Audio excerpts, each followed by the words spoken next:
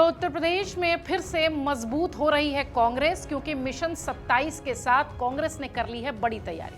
प्रियंका गांधी क्या इस बार यूपी में कांग्रेस को जीत दिला पाएंगी? ये सवाल हम इसलिए कर रहे हैं क्योंकि कांग्रेस ने एक बड़ी योजना बनाई है और उसकी सूत्रधार प्रियंका गांधी वाड्रा हैं, जो कि कांग्रेस की महासचिव है।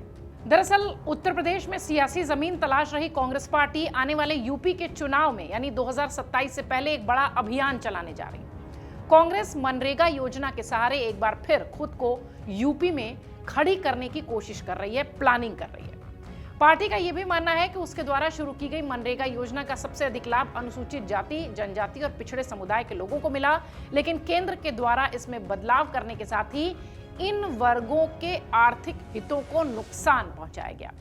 कांग्रेस अब पूरे देश में मनरेगा योजना पर लोगों को एकजुट करने की कोशिश कर रही है। पार्टी का यह भी मानना है कि यदि इस मुद्दे पर विभिन्न वर्गों को एकजुट किया गया तो यूपी में उसकी किस्मत चमक सकती है। हालांकि ये प्लानिंग है, कांग्रेस इसे जमीन पर कैसे उतारेगी ये सोचने वाली बात है। क्या उन वोटर्स के बीच, क्या उन खास वोटर्स के बीच वो अपनी ये बात पहुंचाने में कामयाब होगी, ये बड़ा सवाल है। कांग्रेस पार्टी ये भी मानती है कि केंद्र में 2009 में सत्ता में उसकी वापसी के पीछे बहुत बड़ा रोल मनरेगा योजना का भी था। अब इस योजना के लाभार्थियों तक पहुंचकर वो इसमें किए जा रहे बदलावों पर लोगों को एकत्रित करने का काम भी करेंगी। पार्टी की योजना इस बात के लिए भी है कि वो 2024 के लोकसभा चुनाव में संविधान वाले मुद्दे की तरह लोगों को एकजुट कर पाएंगे। यदि ऐसा होता है तो कांग्रेस को लाभ मिल सकता है, फायदा हो सकता है। पर सवाल वही कि क्या कांग्रेस उन लोगों तक अपनी बात पहुंचा पाएगी? क्या ऐसा होगा? कांग्रेस की राष्ट्रीय महासचिव और केरल की वायनाड की लोकसभा सीट से सांसद प्रियंका गांधी वाड्रा का जन्मदिन है 12 जनवरी को, और इसी 12 जनवरी से कांग्रेस पिछड़ा वर्ग विभाग परिवर्तन प्रतिज्ञा कार्यक्रम की शुरुआत करने जा रही है, जो कि पूरे साल चलेगा। इसके तहत साल भर प्रदेश मुख्यालय से लेकर बूथ स्तर तक सामाजिक न्याय से जुड़े अलग अलग कार्यक्रम चलाए जाएंगे। जानकारी ये भी है कि प्रदेश मुख्यालय पर यानी कांग्रेस के तमाम प्रदेश मुख्यालयों पर 12 जनवरी को प्रियंका गांधी वाड्रा का जन्मदिन मनाया जाएगा, परिवर्तन प्रतिज्ञा दिवस के रूप में। इसी दिन साल भर चलने वाले कार्यक्रम का कैलेंडर भी जारी होगा।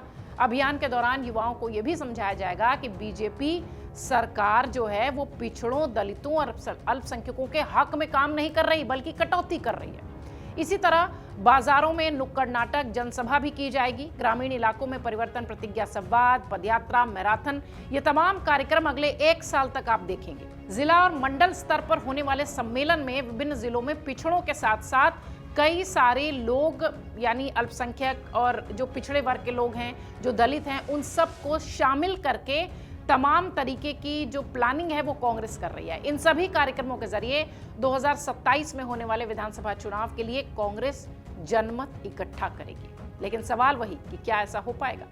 इन कार्यक्रमों में बीजेपी और आरएसएस के पिछड़ा वर्ग विरोधी नीतियों को भी उजागर करने की प्लानिंग कांग्रेस की है। उन्हें सही तथ्यों से वाकिफ कराते हुए सावधान करने की बात भी कांग्रेस कह रही है। साल भर पूरा होने के बाद अगले साल 12 जनवरी 2027 को प्रदेश स्तरीय परिवर्तन प्रतिज्ञा रैली भी होगी और कांग्रेस पिछड़ा वर्ग से सभी जिलों से अभी से कार्यकर्ताओं को जुटाने का निर्देश दे चुकी है, ताकि इसका व्यापक असर चुनाव में नजर आए, यानी 2027 के चुनाव में दिखाई पड़े। उत्तर प्रदेश में कांग्रेस कमजोर है।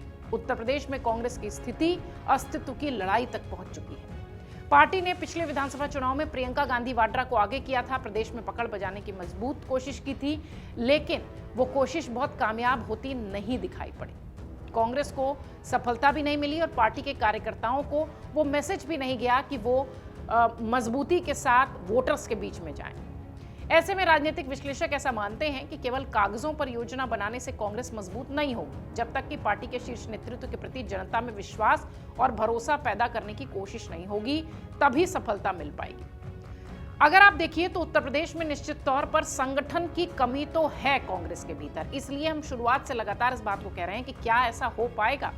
संगठन में कमी के कारण बीते कई चुनाव में कांग्रेस ने सफलता हासिल नहीं की है, यानी कागजों पर प्लानिंग बनती हुई दिखाई पड़ रही है। लिहाजा आने वाले चुनाव से पहले उसका ये फॉर्मूला कितना कामयाब होगा, ये देखने वाली बात होगी। कांग्रेस के तमाम जो कार्यकर्ता हैं, कांग्रेस के जो लोग हैं, वो प्रियंका गांधी वाड्रा की तरफ उम्मीद से देखते हैं। 12 जनवरी को उनके जन्मदिन के साथ ही ये मनरेगा योजना को लेकर जो कांग्रेस प्लानिंग कर रही है, वो पहले तो उनके संगठन के लोगों तक पहुंचे, पहले तो कांग्रेस कार्यकर्ताओं तक पहुंचे, पहले उनमें जान फूंकना कांग्रेस के लिए बड़ी चुनौती है। उसके बाद ही ये बात कहीं और आगे तक बढ़ेगी या उन पिछड़े और दलित वोटर्स तक बढ़ेगी जिनकी बात कांग्रेस कह रही है। कागजों पर पूरी तैयारी हो चुकी है, जमीन पर यह कितना उतरेगा, इस पर राजनीतिक विश्लेषकों को थोड़ा सा संशय है। आपको बता दें कि राहुल गांधी ने वायनाड सीट से त्यागपत्र दिया था और रायबरेली सीट को चुना था। उसके बाद भी कार्यकर्ताओं में कहीं ना कहीं ऊर्जा भरने का काम प्रियंका गांधी वाड्रा की सीट के ऐलान के साथ राहुल गांधी ने किया। लेकिन 3.5 दशक से उत्तर प्रदेश में अपनी खोई जमीन और जनाधार बनाने की कोशिश कांग्रेस की पिछली बार भी नाउम्मीदी के साथ दिखाई पड़ी थी। इस बार उन्हें बहुत मजबूती से काम करना है। पार्टी के केंद्रीय नेतृत्व की निगाहें इस बार उत्तर प्रदेश पर ज्यादा हैं। उत्तर प्रदेश में राहुल गांधी और प्रियंका गांधी की एक्टिवनेस ये बताती है कि कांग्रेस अब मजबूती के साथ इस चुनाव में उतरने की कोशिश करेगी। कई सारे नए चेहरे भी प्रदेश कार्यकारिणी में शामिल हो सकते हैं। प्रियंका गांधी का अगर सियासी सफर देखिए तो निराशा से निकलकर किस तरह उन्होंने अपने राजनीतिक जीवन में आशा की किरण जलाई है, कैसे प्रियंका गांधी ने कांग्रेस के अंदर खाने विश्वास की अलग जलाई है, ये आप देख सकते हैं। क्योंकि प्रियंका गांधी वाड्रा को लेकर जिस तरीके से अभी लास्ट सेशन जो शीतकालीन सत्र खत्म हुआ, जिस तरीके से वो प्रखर और मुखर नजर आई, बहुत ही सहज और सरल अंदाज में वो बातों का जवाब देती रहीं, लेकिन जब मुखर हुई तो उन्होंने सीधे प्रधानमंत्री से और सरकार से भी खूब सारे सवाल किए। उनको देखकर भी ऐसा लगने लगा कि शायद प्रियंका गांधी वाड्रा नेतृत्व संभालने के लिए अब पूरी तरह से तैयार हो चुकी हैं। एक इंदिरा स्टाइल, एक इंदिरा झलक उनके भीतर दिखाई पड़ी कार्यकर्ताओं को। कार्यकर्ता भी ये चाहते हैं कि हार्डकोर तरीके से प्रियंका गांधी वाड्रा अब अपनी भाई के साथ सामने आए। और एक बहुत चर्चा पिछले कई दिनों से चल रही है कि प्रियंका गांधी वाड्रा एंड राहुल गांधी और राहुल गांधी मिलकर अब कांग्रेस को पूरी तरह से संभालें। राहुल गांधी एलओपी भी हैं और पूरी तरह से कांग्रेस के सर्वेसर्वा भी हैं। हालांकि अध्यक्ष जरूर मल्लिकार्जुन खड़गे हैं, लेकिन फैसले राहुल गांधी के एंड पर भी होते हैं। प्रियंका गांधी वाड्रा को लेकर तमाम कार्यकर्ता अब ये चाहते हैं कि वो मजबूती से सामने आएं और फ्रंट पर कांग्रेस का नेतृत्व करें।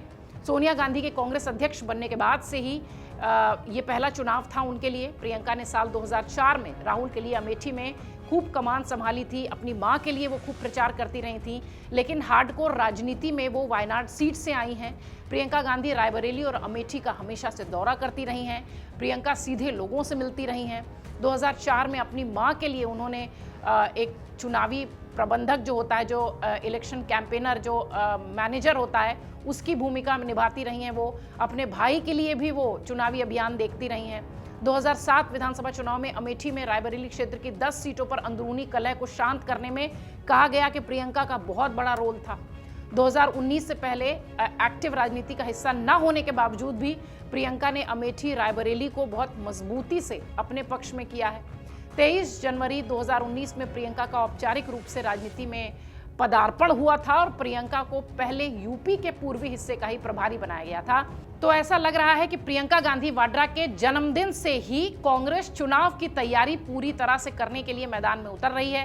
हालांकि शुरुआत से हम एक बात जरूर कह रहे हैं कि जिस तरीके से प्लानिंग अखबारों पर, पेपरों पर दिखाई पड़ती है, या न्यूज चैनल्स पर हम जिस तरीके से बात करते हैं, या डिजिटल के प्लेटफॉर्म पर हम जिस तरीके से कांग्रेस को लेकर, उनकी प्लानिंग को लेकर चर्चा करते हैं, चुनाव से पहले तक या चुनाव तक वो तस्वीर नहीं दिखाई पड़ती। संगठन की मजबूती नहीं नजर आती।